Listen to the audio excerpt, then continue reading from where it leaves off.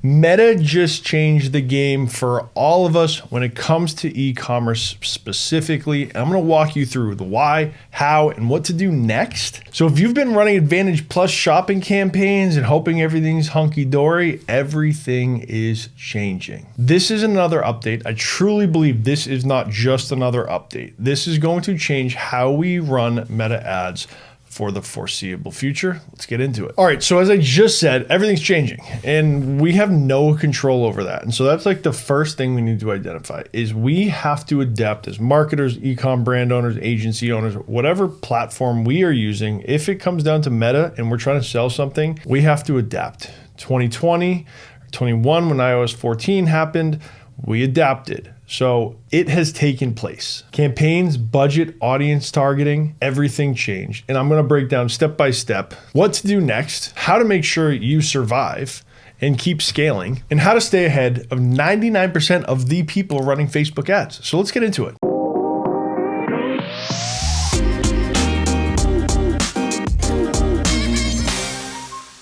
All right, so over the last 30 days or so, Meta has been rolling out changes more so than I have seen in a very long time. Usually their UX, their interface does not change very often. It's still the same as it was years ago. But every once in a while you see something happen. And that's what I found out the other day when we were going to launch a new campaign. If you've been running Advantage Plus shopping campaigns, which many of you have been, you may or may not have seen this. So Meta has removed the Advantage Plus toggle. And I don't know if you guys have seen it yet or not, but if you're going through and you're creating a new sales campaign for e-com, which we are doing right here, you can clearly see we no longer have certain options. We no longer need to choose a campaign setup, now called Advantage Plus Sales Campaign, formerly Advantage Plus Shopping Campaign. This setup is now on by default with a campaign score of 100 and Advantage Plus on. You set up your reach, performance, potential. Manual options are still available in the manual sales campaign. So going in, we now have a different structure to Advantage Plus and the Advantage Plus sales campaign, however they're calling it. We now have the ability to include multiple ad sets within an ASC campaign. This now allows us to have CBO or ABO within an ASC campaign, making things extremely unique. So website shop, website irrelevant, maximize potential, maximize number of conversions, maximize value of conversions. We have the ability to run essentially the same exact setups, cost per result goal, show more settings. One day we have our attribution settings.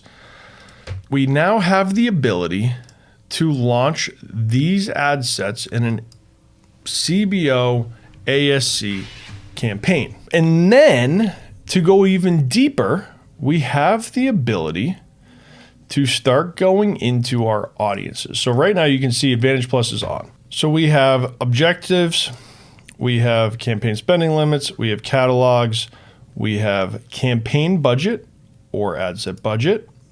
Ad set budget will turn off this Advantage Plus campaign running a CBO. Now, here's where things keep getting a little more difficult. Existing customer budget cap no longer available for new campaigns. Okay, interesting. So you can use campaign budget with ad set spending limits to achieve the same goal. Interesting. We can also now, provided you have your audience segments in, we can edit those to make sure are engaged in existing customers. Now on the ad set level, we have the ability to start going in, maximize number of conversions, maximize value of conversions, data set, conversion event, purchase. And so now we still have our target ROAS goal coming in here. So we're still able to go in and really set up cost per result goals, etc. From here, we can start to control who sees the ads. It looks like that's staying about the same, except that we can now start excluding custom audiences, which we weren't able to do before. From here, audience subjections. Now here's where you can select switch setup. Now, this is where we can go back to a little bit more manual We can go back to suggested ads, etc. Ad set level or ad level is going to be the exact same. Haven't seen anything there that has changed anything. But overall, this is a massive change in how we run meta ads. Because what this is telling me is soon enough, they're going to think or believe or have an algorithm, an AI, that works way better than all of us. And in reality, with all the data points that they have on all of us, this makes sense.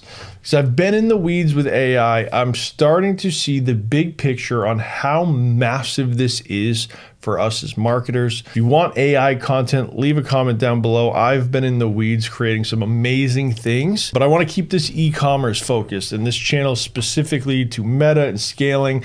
But if you guys are interested, leave a comment because I have a bunch of stuff that I would be happy to show you. So essentially what Meta came out and said is that Advantage Plus now matches creative with the correct user at the correct time. And that is based on all these signals on their servers and their warehouses that they keep dumping billions of dollars into. They're able to match the consumer where they're at with your creative that speaks to the exact issue that they are having. Traditionally, the creative in groups, which were the ad sets, were shown to people at different times and different audience pawns, essentially. Now, they are saying that they have the ability to throw the perfect bait to the perfect fish at the perfect time. And is that the case in this very moment? I'm not sure, but I am starting to believe that they will be able to make that happen. So what do we do now? What do we do when this is all changed? I would start testing because you know I'm a fan of testing. Start with an Advantage Plus, ignore your campaign score. I don't know how much that actually matters right now. And still use an ABO for testing and a CBO for scaling. So like the infrastructure of this, I don't think needs to change too much. What we're able to now test is the effectiveness of these changes. And I think that's going to be really important to be able to track effectively. And stick with the same rules. Always optimize for purchases or purchase value, use cost controls when applicable. And now that we have the hack, make sure that you are excluding your past purchases. Because that was the biggest problem I always saw with this was a retargeting campaign.